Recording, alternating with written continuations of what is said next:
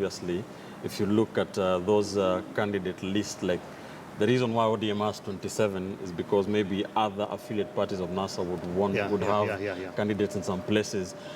Dismas, do you think that makes it?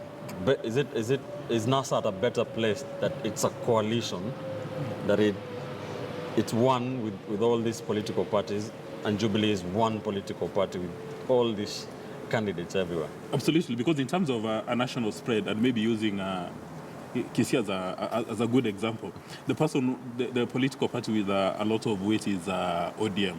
And you'd find that now ODM is going to, the biggest challenge is in fact going to be from Jubilee.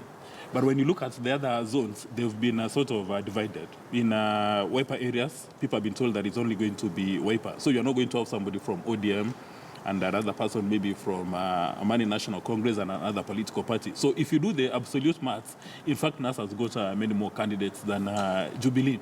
But now the incentive, why Jubilee is very exciting, is what Daktari spoke earlier on.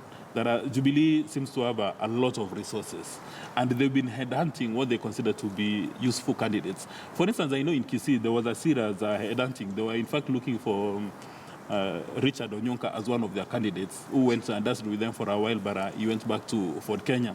So there's been a deliberate strategy from the Jubilee headquarters to go out and fish for candidates who stand a very high chance of winning.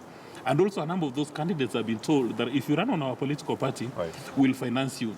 And because probability of failing in a NASA stronghold is almost zero, we'll reward you with a position in government, or in future, we'll take care of your selfish interest. And I think those 2 points point in the direction as to why Jubilee is very exciting. All right, and again, for perception purposes, as Chapa had indicated, if you go to any part of Kenya today, you are likely to see a Jubilee brand, and the same is not the case with NASA.